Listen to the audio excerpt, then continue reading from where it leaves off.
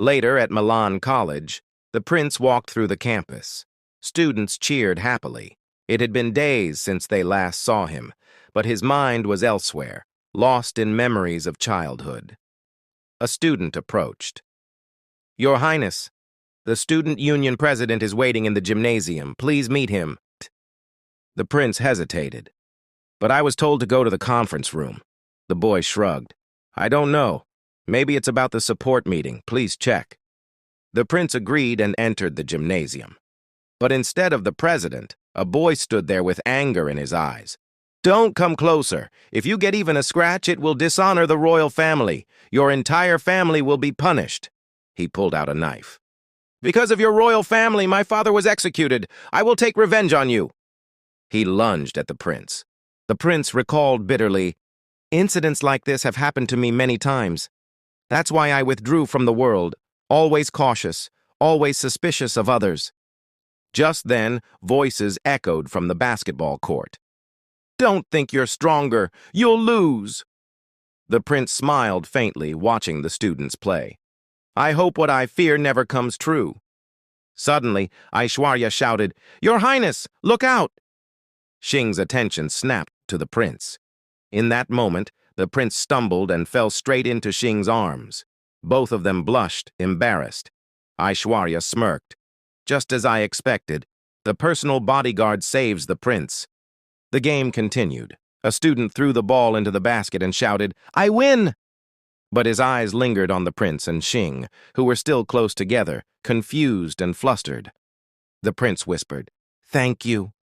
Xing replied quickly, "It's nothing." Aishwarya laughed. "Why does the atmosphere feel so strange?" Later, as they rested, she said, "It's been so many days since we were all together. Who would have thought we'd bond like this?" Then she remembered. "SMS's birthday is coming soon." Xing nodded. "Yes, you're right." The prince checked his messages. It was from Secretary Anil. She wrote, "On his birthday, His Highness will celebrate with his favorite person. The rest of us will be pushed aside." Aishwarya sighed. "So what if we celebrate before his birthday? Elections are coming, he'll be busy. Let's give him joy now." The prince looked at the message, startled. "This club means so much to me. Why do I feel uneasy? My face betrays me." Another advisor said, "He's already burdened with elections. We shouldn't trouble him further." But Aishwarya insisted. "No, I agree. It's been too long since we spent time together. We've missed so much." One of them added, "I heard your family runs a hotel and your uncle cooks wonderfully. Why don't we go to your restaurant tonight?" Xing grew nervous at the suggestion. The restaurant plan was canceled. Xing explained nervously, "Something happened at home, so the restaurant won't open tonight. Maybe we can go next week, or somewhere else now if you want."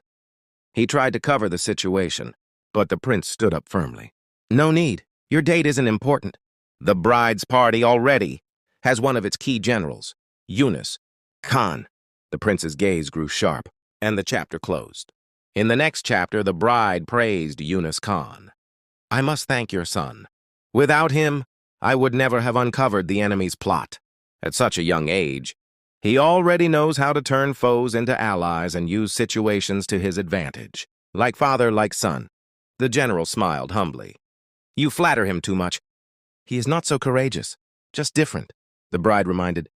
"Only 1 month remains before this campaign ends. Are your preparations ready?" The general replied, "Please don't worry. You made me head of the army, and I've waited for this moment. I will not fail you." Meanwhile, the prince confronted Xing. "You've told your father too much about us." Xing was shocked. "No! I never revealed anything about you. Believe me, I never meant to lie." The prince pressed further. "Then what about your father knowing of your kidnapping?" Xing admitted quietly, "Yes. Once, when I was hospitalized after the Mumbai attack, I told him. He scolded me, ashamed of my weakness. Since then, I never mentioned you again. He never asked, never cared. Only the monitor later told me you had returned. That gave me peace." The prince thought, "I never realized how much he worried for me." Perhaps his silence was not betrayal, but pain. The monitor spoke up. "Yes, it's true. He was deeply concerned about you. When I explained, he finally found relief." The prince asked, "Why didn't you tell me earlier?" If you had, I would have understood. But doubts lingered. Is this truth or another carefully arranged deception? Xing looked at the prince, uncertain. The prince said coldly, Your father is known for serving the bride's faction. You knew they were enemies of the royal family. Why hide your identity from us? Xing lowered his head. I didn't think carefully. No one had ever treated me kindly before, not like you. I only wanted friendship. At that moment, Ishu stepped forward. Your Highness, sometimes words must be spoken clearly. My identity as the daughter of Kailash Empire's wealthiest family kept us apart. You avoided me because of who I am, didn't you? The prince apologized. Ishu continued. Even so, I trusted you. I believed you would see beyond situations. And I believe him too. He hid his identity only to be your friend. The monitor agreed. Thank you, Ishu, Xing thought. She's amazing. The general's son bowed. If my identity caused you trouble, I apologize, but may I still be your friend? The prince and Xing exchanged glances. Their bond with the group was deep, but the prince shook his head. Forgive me. We cannot remain friends. Everyone was stunned. Ishu grasped the general's son's hand. If that's the case, then I must distance myself too. I cannot risk revealing His Highness's identity. Better we stay apart. She left, and the classroom fell silent. Xing called after her, Wait! But she was gone. The prince turned to Xing. Are you disappointed in me too? The prince looked at Xing with tears in his eyes. How could I ever be disappointed in you? What you did was for everyone's good. Xing embraced him tightly. I told you. I will always stand by your side. You will never be alone. Both of them held each other, comforted by the bond they shared. Meanwhile, the monitor reassured the group. Don't worry, Xing will take care of His Highness. Everything will be fine. Yet guilt lingered. This was my fault, the monitor admitted. His Highness carries a special status, privileges that bring both honor and danger. I should have been more careful. Later that night, emotions ran high. The monitor confronted NCP. You embarrassed me. Do you realize how much anger you've caused? NCP bowed his head. Thank you for telling me. But do you trust me at all? The monitor softened. I don't doubt you. I know you're loyal. Looking up at the sky, the monitor confessed.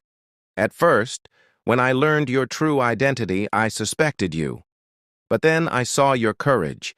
Even though you're timid, even though you tremble at times, when it matters most, you overcome fear to protect your friends. That is your strength. You've proven yourself trustworthy. NCP's eyes filled with tears. Forgive me. I'm not as good as you think. He remembered his father's harsh words, the rejection that cut deep. He said I wasn't worthy to be his son, but I swear I never betrayed anyone. I only wanted friendship. The monitor took his hand. You fought your father in your own way. You protected us. That matters. You've worked hard, and I see your heart clearly now. Don't cry. Lean on me if you must. Days passed quietly. Basketball games, ordinary routines, nothing unusual, but tension grew. One evening, NCP was struck down by his father's anger. You're not worthy of being my son. Yet the monitor defended him. He may fear his father, but he fought back in his own way. He saved us. That courage is real. For the first time, NCP felt truly understood. She cares for me. She sees my feelings. No one has ever done that before. The monitor smiled gently. All right, enough tears. Rest on my shoulder. But remember, His Highness's condition is worsening. Only 1 month remains before the election. If he loses, I don't know what decisions he'll be forced to make. We must help him. NCP thought deeply. There's no escape now. I cannot hurt my family, but I cannot let my friends suffer either. I must protect them. I must decide what to do. The secretary warned the prince. Your profile is rising quickly. I fear Dolan will act soon, perhaps using military power. Richa Singh is already working to expose him, but she must stay close. The prince replied, I've already informed Singh. He will investigate what is happening with Liza Hussein and find where the problems lie. I trust him to bring us the truth. Yet in his heart, the prince worried. It's been a whole day. He hasn't sent me a single message. Has he forgotten me? Perhaps he's just busy. Then his phone vibrated. It was a message from Singh. Relief washed over him. Yes, he's busy with his task. But when he ignores me, I grow angry. And right now, I'm angry. In the chat, Singh wrote, Did you finish your work? The prince answered curtly, No. Singh teased, Did you miss me? The prince replied, Not at all. But then Singh revealed, I've planned a surprise. I'm waiting for you at the Silai Hotel. The prince frowned. A hotel? Why there? Surely he wants to discuss something he cannot say inside the palace. Later, they arrived together at the hotel. The prince whispered, You didn't even turn on the lights. Singh smiled. You told me I had to submit my homework tonight. This is my homework. The prince blushed. Homework? What kind of homework needs lights off? Singh stepped closer. Quiet. I'm your boyfriend. I promised I'd complete my homework, and tonight I will. But through the wall, voices echoed. General In was speaking with another man. I didn't expect you to hide in a hotel. You shame me. You have more than one hideout, don't you? Singh quickly pulled the prince closer, guiding him to the adjoining room. Teacher, this is my homework. Please check it. The prince listened silently as General In continued. Mr. Long, we heard you kidnapped the richest man's daughter, but nothing came of it. Mr. Long replied, You're right. Our army was weak. We needed funds, so we tried kidnapping her. But don't worry. Once we win the election, we'll repay you with money. General In laughed. Then let's celebrate. In 3 days, I'll host my 10th anniversary as general. You must attend. I even have a gift prepared for you. Mr. Long grinned. I can't wait. 3 days is too long. The prince, hidden nearby, thought anxiously. So General In doesn't know who Singh truly is. He believes Mr. Long is someone else. This is dangerous. Singh squeezed his hand. Don't be nervous. I'm here. The prince looked at him astonished. When did Singh become so responsible, so trustworthy? He's changed so quickly I didn't even notice. After the generals left, Singh explained, I arranged another keycard earlier so we could enter and listen. I checked the CCTV, studied the room's layout, and made sure everything was safe. That's why I brought you here. The prince kissed him deeply. This is your report. Thank you. You've earned full marks for your homework. Singh blushed, overwhelmed. Finally, the prince concluded, Julian, the high-ranking officer, will surely invite the royal family to his show. He's gathering armies.